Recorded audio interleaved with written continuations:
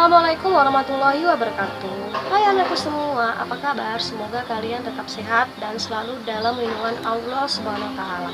Bertemu lagi di channel YouTube Bunita. Hari ini kita masih akan mempelajari materi bab 1, dinamika perwujudan Pancasila sebagai dasar negara dan pandangan hidup bangsa. Tapi sebelumnya kita berdoa dulu ya, agar diberikan kemudahan, kelancaran serta ilmu yang bermanfaat. Amin. Doa dimulai. Selesai. Oke anak-anak, video minggu lalu sudah dijelaskan mengenai penerapan Pancasila dari masa ke masa, dimana subbabnya yaitu penerapan Pancasila pada masa awal kemerdekaan dan penerapan Pancasila pada masa Orde Lama. Sedangkan sekarang kita akan membahas materi tentang penerapan Pancasila pada masa Orde Baru. Lebih jelasnya, kalian perhatikan cuplikan berikut ini. Era demokrasi terpimpin di bawah pimpinan Presiden Soekarno mendapat tamparan yang keras ketika terjadinya peristiwa tanggal 30 September 1965 yang disinyalir didalangi oleh Partai Komunis Indonesia (PKI). Pemberontakan PKI tersebut membawa akibat yang teramat fatal bagi partai itu sendiri, yaitu dibubarkannya PKI dengan seluruh organisasi di bawah naungannya dan dinyatakan sebagai organisasi terlarang di Indonesia. Begitu juga dengan Presiden Soekarno yang berkedudukan sebagai pimpinan besar revolusi dan Panglima Angkatan Perang Indonesia. Secara pasti, sedikit demi sedikit kekuasaannya berkurang, bahkan lengser dari jabatannya sebagai presiden. Hal tersebut terjadi dengan dikeluarkannya pengumuman penyerahan kekuasaan pemerintah kepada Jenderal Soeharto sebagai pengemban ketetapan MPRS nomor 9/1966 pada tanggal 20 Februari 1967.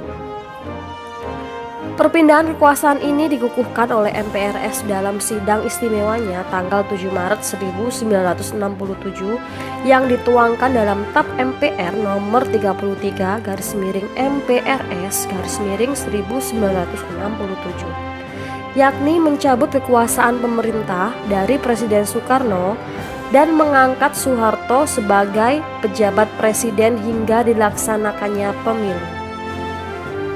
Era baru dalam pemerintahan dimulai setelah melalui masa transisi yang singkat, yaitu antara tahun 1966 sampai 1968, ketika Jenderal Soeharto dipilih menjadi Presiden Republik Indonesia. Era tersebut kemudian dikenal sebagai Orde Baru dengan konsep demokrasi Pancasila.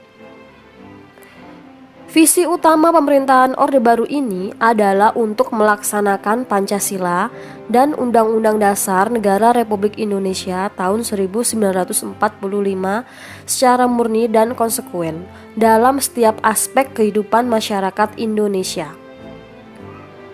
Dengan visi tersebut, Orde Baru memberikan secercah harapan bagi rakyat Indonesia, terutama yang berkaitan dengan perubahan-perubahan politik dari yang bersifat otoriter pada masa demokrasi terpimpin di bawah Presiden Soekarno menjadi lebih demokratis. Harapan rakyat tersebut tentu saja ada dasarnya. Presiden Soeharto sebagai tokoh utama Orde Baru dipandang rakyat sebagai seseorang yang mampu mengeluarkan bangsa ini dari keterpurukan. Hal ini dikarenakan beliau berhasil membubarkan PKI, yang ketika itu dijadikan musuh utama negeri ini. Selain itu, beliau juga berhasil menciptakan stabilitas keamanan dalam negeri pasca pemberontakan PKI dalam waktu yang relatif singkat.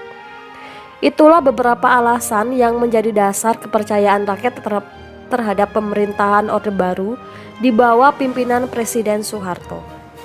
Pada masa pemerintahan Orde Baru, pembangunan nasional dapat dilaksanakan secara bertahap dan berkesinambungan melalui rencana pembangunan 5 tahun atau Repelita, dan program pembangunan yang tertuang di dalam garis-garis besar haluan negara atau GBHN. Hal tersebut menjadikan pembangunan nasional tumbuh dengan pesat di segala bidang kehidupan. Pada masa ini juga, lembaga kepresidenan merupakan pengontrol utama lembaga negara lainnya, baik yang bersifat suprastruktur seperti DPR, MPR, DPA, BPK, dan MA, maupun yang bersifat infrastruktur seperti LSM, partai politik, dan sebagainya.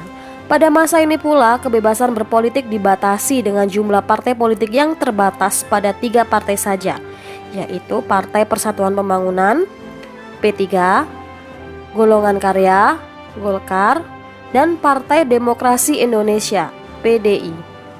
Dibatasinya kebebasan pers dalam kebebasan berpendapat terbukti dengan banyaknya kasus dibredelnya beberapa surat kabar atau majalah hingga dicabut surat izin penerbitannya dengan alasan telah memberitakan peristiwa yang bertentangan dengan kebijakan pemerintah.